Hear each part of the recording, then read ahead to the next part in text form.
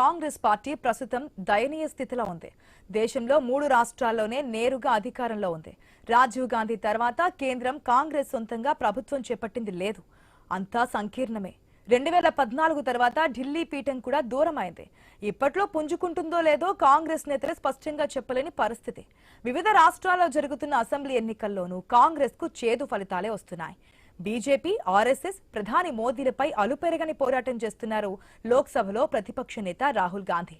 వీలు చిక్కితే దేశంలోనూ విదేశీ గడ్డపై మోదీని విమర్శించని రోజంటూ లేదు. ఇక వివిధ ఎన్నికల్లో అనుకూల ఫలితాలు రాకపోయినా మోదీపై సమరాన్ని మాత్రం వీరడం లేదు రాహుల్ గాంధీ. కాంగ్రెస్ శ్రేణులు మాత్రం 2029లోనైనా రాహుల్ గాంధీని ప్రధానిగా చూడాలని తహతహలాడుతున్నాయి. ఈ దిశగా చేయని పోరాటం అంటూ లేదు. అయితే రాజకీయ వాతావరణం కాంగ్రెస్ కు కలిసి రావడం లేదు. ఎన్నికల్లో గెలుపోటములు సహజం. వరుస ఓటములు పలకరించినా ఎప్పటికైనా గెలుస్తామనే ఆశ ముందుకు నడిపిస్తోంది. ప్రస్తుతం రాహుల్ గాంధీ ఆ ఆశనే నమ్ముకున్నారు. ఇలాంటి తరుణంలో కాంగ్రెస్ లో ఉన్న నాయకులు కలిసి రావాలని అనుకోవడం సహజం. పైగా కాంగ్రెస్ పార్టీలో సీనియర్లకు కొదవలేదు. ఒంటి చేతితో చక్రం తిప్పిన లీడర్లు అనేక మంది ఉన్నారు.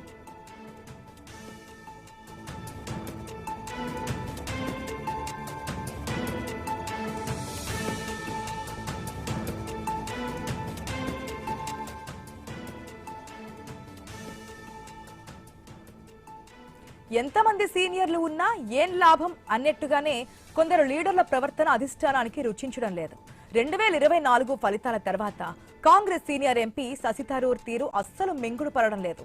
ఆయన కాంగ్రెస్ లో ఉన్నారంటారు, కేంద్రాన్ని పొగుడుతారు, ప్రధాని మోదీపై ప్రశంసల జల్లు కురిపిస్తారు. శశి థరూర్ ఏ విషయాల్లో అయితే మోదీని పొగుడుతారో అదే అంశాలపై ప్రధాని మోదీని తిడుతూ ఉంటారు రాహుల్ గాంధీ. దీంతో కేడర్లో గందరగోళం. ఎవరి మాటలను విశ్వసించారో తెలియని తికమక. ఆపరేషన్ సింధూర్ తర్వాత కేంద్రం వివిధ దేశాలకు ఎంపీల బృందాలను పంపించింది. అలాంటి ఓ బృందానికి శశి థరూర్ నాయకత్వం వహించారు. కీలక దేశాలకు వెళ్లి దిగ్విజయంగా తిరిగి వచ్చారు. వాస్తవానికి శశి థరూర్ పేరును కాంగ్రెస్ సూచించలేదు. ఆయన ఎంపీల బృందంలో వెళ్లడం అస్సలు నచ్చడం లేదు.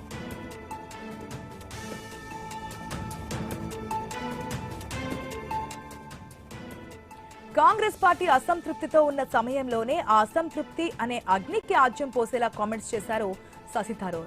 ఆపరేషన్ సింధూర్ సమయంలో మోదీ ప్రభుత్వం తీసుకున్న నిర్ణయాలను ప్రశంసించారు. పత్రికల్లో ఆర్టికల్స్ రాశారు. సోషల్ మీడియాలో పోస్టులు పెట్టారు. శశి థరూర్ వైఖరి పార్టీ పెద్దలకు చికాకు తెప్పించింది. సొంత పార్టీ ఎంపీ పైనే కౌంటర్లొచ్చాయి. స్పందించేందుకు ఖర్గే వంటి నేతలు సైతం చికాకు పడ్డారు. వీటిని అంతే స్థాయిలో ఖండిస్తూ వచ్చారు శశి థరూర్. ఈ కాంగ్రెస్ ఎంపీకి కాంగ్రెస్ పార్టీకి గ్యాప్ వచ్చింది అనుకుంటున్న తరుణంలో ఢిల్లీలో జరిగిన సిడబ్ల్యూసీ సమావేశంలో సడన్ గా ప్రత్యక్షమయ్యారు ఈ తిరువనంతపురం ఎంపీ. సిడబ్ల్యూసీ అనేది కాంగ్రెస్ పార్టీలో అత్యున్నత నిర్ణాయక మండలి. కీలక అంశాలపై చర్చించి భవిష్యత్తు కార్యాచరణ నిర్ధారిస్తారు. అలాంటి సమావేశానికి శశి థరూర్ హాజరు కావడం ఆశ్చర్యకరమే. మరి శశి థరూర్ కాంగ్రెస్ లో రాజీ పడ్డారా, లేక శశి థరూర్ తో కాంగ్రెస్ పెద్దలు రాజీకొచ్చారా?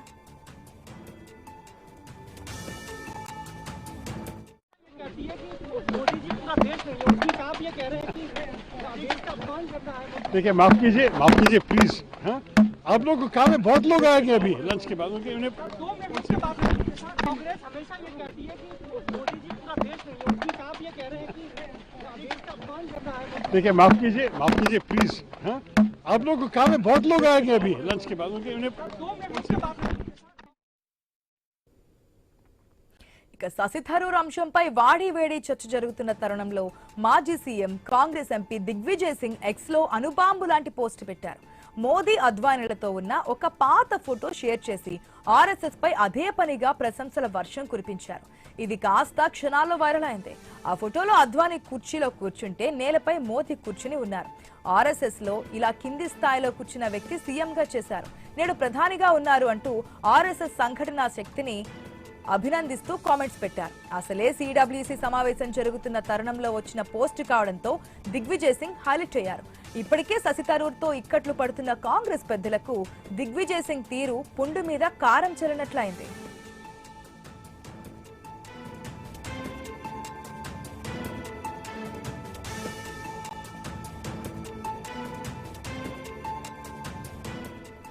కాంగ్రెస్ పెద్దలు తలంటారో లేక తన పోస్ట్ వల్ల డ్యామేజ్ అయిందని అనుకున్నారో కానీ సిడబ్ల్యూసి మీటింగ్ నుంచి బయటకు వచ్చిన దిగ్విజయ్ సింగ్ ముఖంలో రంగులు మారిపోయాయి. తన పోస్టును సమర్థిస్తూనే ఒక పొలిటికల్ లీడర్ గా మోదీని విభేదిస్తారని చెప్పుకొచ్చారు ఈ డిగ్గీ రాజా. संगठन का पक्षधर हूँ, आरएसएस और मोदी जी का विरोधी हूँ। आपको गलत फहमी है। मैंने तारीफ की है संगठन की। मैं आरएसएस और मोदी जी का घोर विरोधी हूँ। मैं संगठन का पक्षधर हूँ, आरएसएस और मोदी जी का विरोधी हूँ। आपको गलत फहमी है। मैंने तारीफ की है संगठन की। मैं आरएसएस और मोदी जी का घोर विरोधी हूँ। ఈ మాటలు కాంగ్రెస్ పెద్దలను సంతృప్తి పరచలేవు. ఆర్ఎస్ఎస్ విధానాలను, మోదీ వైఖరిని తీవ్రంగా ఎండగడుతున్న రాహుల్ గాంధీకి అస్సలు రుచించవు. సిడబ్ల్యూసి మీటింగ్ తర్వాత మీడియా ముందుకు వచ్చిన రాహుల్ గాంధీ ప్రధాని మోదీ తీరును వన్ మ్యాన్ షోగా కొట్టిపారేశారు. మొత్తానికి కాంగ్రెస్ పార్టీలో సీనియర్ల వైఖరి హైకమాండ్ తీరుకు భిన్నంగా కనిపిస్తోంది. కాంగ్రెస్ లో ఉంటారు, బీజేపీని పొగుడుతారు. కాంగ్రెస్ లో ఉంటారు, ఆర్ఎస్ఎస్ ను ప్రశంసిస్తారు. కాంగ్రెస్ లో ఉంటారు, మోదీ పాలనకు కితాబిస్తారు అన్నట్లుగా ఉంది సీనియర్ల వైఖరి.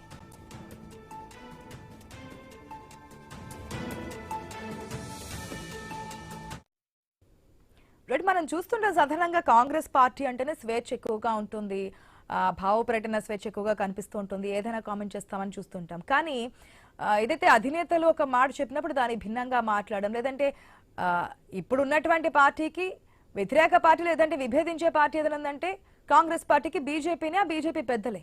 కానీ ఒక పక్క రాహుల్ గాంధీ విభేదిస్తూ ఉంటే మరొక పక్క ఆ విభేదాన్ని కూడా అంటే వ్యతిరేకించకుండా సమర్థిస్తున్నటువంటి సిచ్యువేషన్స్ మనకు కనిపిస్తుంది. అసలు ఏం జరుగుతోంది ఏంటి అనేది మాట్లాడదాం. మనతో పాటు కత్తి వెంకటస్వామి గారు ఉన్నారు, కాంగ్రెస్ అంటే ఏఐసీసీ అధికార ప్రతినిధి. వెంకటస్వామి గారు నమస్తే అండి. సార్, ఏ విధంగా చూస్తారు? ఇప్పుడే కాదు, ఆపరేషన్ సింధూర్ దగ్గర నుంచి మొదలుకున్నా ఇప్పుడు దిగ్విజయ్ సింగ్ కామెంట్స్ వరకు ఏ విధంగా ఉంటుందో? ఒక పక్క రాహుల్ గాంధీ విభేదిస్తారు, ఇది తప్పంటారు, ఇది ఖండిస్తూ ఉంటారు, కానీ ఇక్కడ నుంచి రియాక్షన్స్ వేరే విధంగా వస్తూ ఉంటాయి. అంటే ఇప్పుడు రాహుల్ గాంధీ వ్యక్తిగత అభిప్రాయం కాదండి. అంటే బీజేపీ విధానాలను వ్యతిరేకించడము, సో ఆర్ఎస్ఎస్ యొక్క ఏది రాజ్యాంగేతర శక్తిగా ఈ రాజ్యాంగ సంస్థలన్నిటిని కూడా నిర్వీర్యం చేయడము, ఇవన్నీ కూడా వీటిని కాంగ్రెస్ యొక్క పాలసీ సైద్ధాంతిక విభేదం తప్పితే వ్యక్తిగతంగా రాహుల్ గాంధీ లేకపోతే వెంకటస్వామి వ్యక్తిగత విభేదం కాదు. ఇది basically we have controversy with the BJP and RSS on the base of the ideology, not in the individual issues.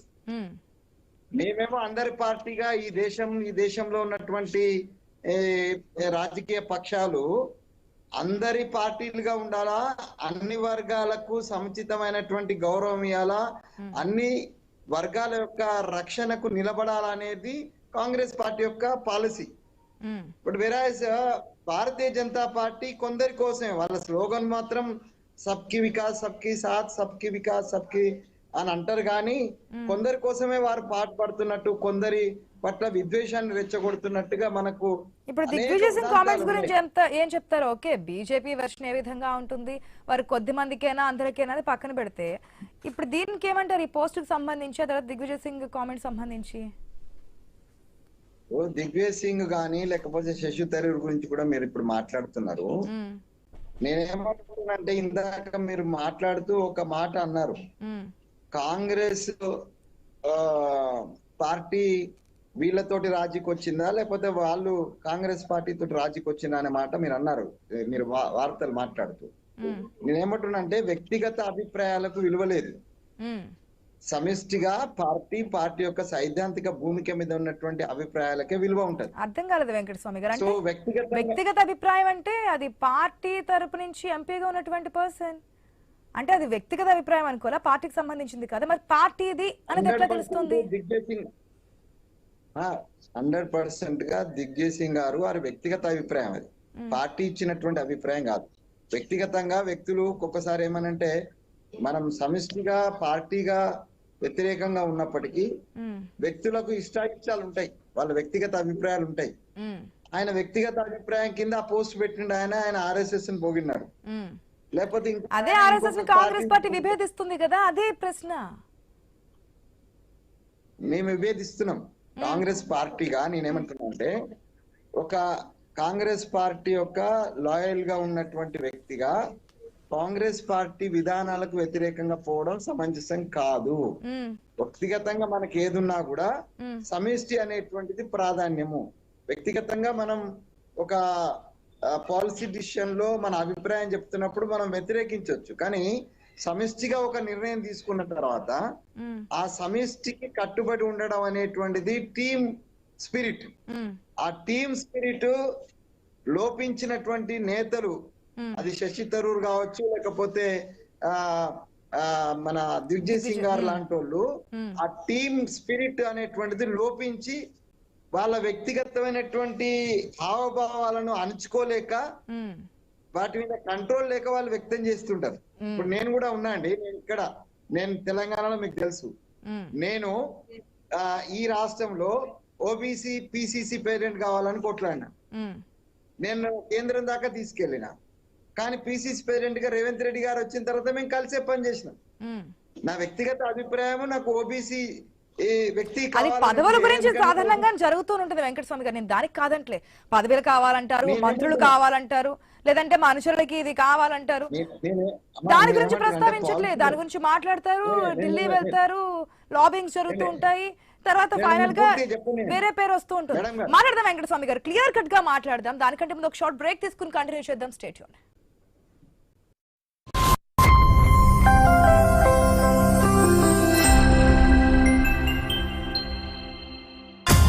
గుమగుమల వంటలే వంటలే ఆచివారి కారం పొడి రుచులతో పండగే, ఇది ఎందులో వేసిన సూపరు సూపరు, అన్నంలో కలుపుకుంటే గుటకలే గుటకలే, ప్రతి ఇంట కోరేది ఆచి కారం పొడి.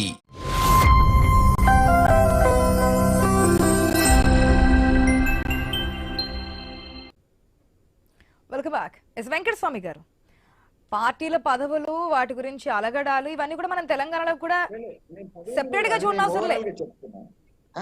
నన్ను పూర్తి చెప్పను, ఒక్క మాట నన్ను చెప్పండి. ఇప్పుడు మా పార్టీ ఈ రాష్ట్రం కాదు మొత్తంలో ఒక పాలసీ డిసిషన్ కింద పార్లమెంట్ కు 2 చొప్పున ఓబీసీలకు సీట్లు ఇవ్వాలన్నారు. అది ముఖ్యమంత్రి గారు కూడా అంటే అప్పుడున్న పిసిసి పేరెంట్ గా ప్రకటించింది. మేము దానికే కట్టుబడి మేము అడిగినాం.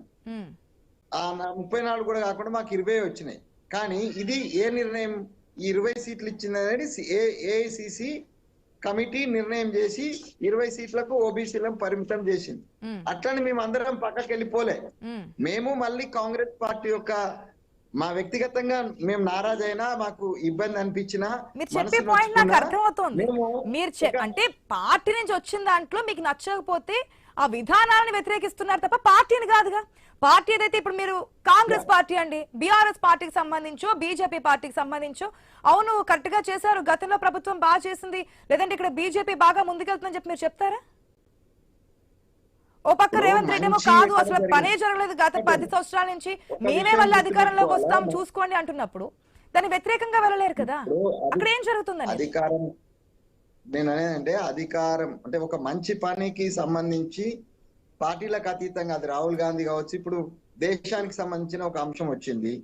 ఆ దేశానికి సంబంధించిన అంశం వచ్చినప్పుడు మొత్తం దేశము, చైనాకి సంబంధించిన విషయం వచ్చినప్పుడు రాహుల్ గాంధీతో పాటు, మీతో పాటు, నేనుతో పాటు దేశమంతా ఒకే కంఠంతో మనం నిలబడ్డాం.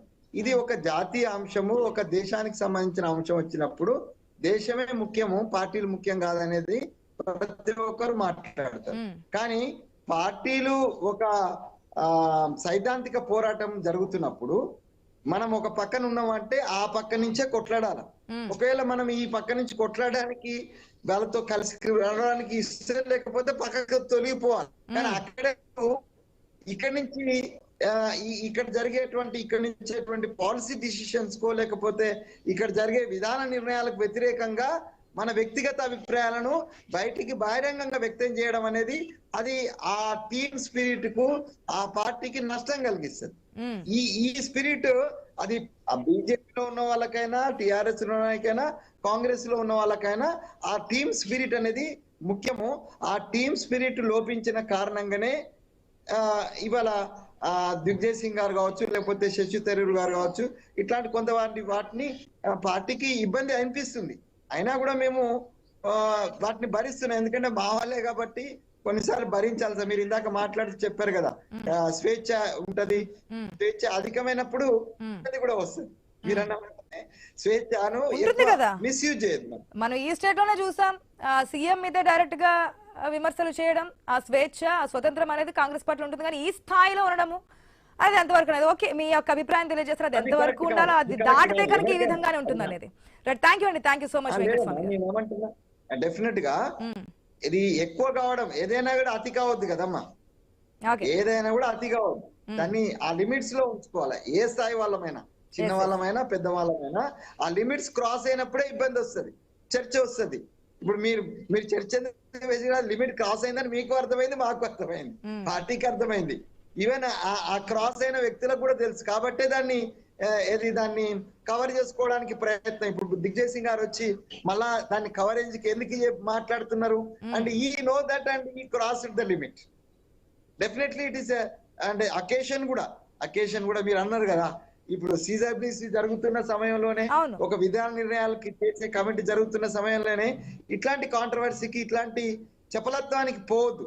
ఎందుకంటే వాళ్ళ హైకమాండ్ డెసిషన్ తీసుకుంటుందా ఇట్లాగా, కాకపోతే మళ్ళీ రాబోయే రోజుల్లో అనేక డిబేట్లు మాట్లాడాల్సి వస్తుంది, మీరు కూడా సమాధానం చెప్పాల్సి ఉంటుంది. కాబట్టి ఏమైనా యాక్షన్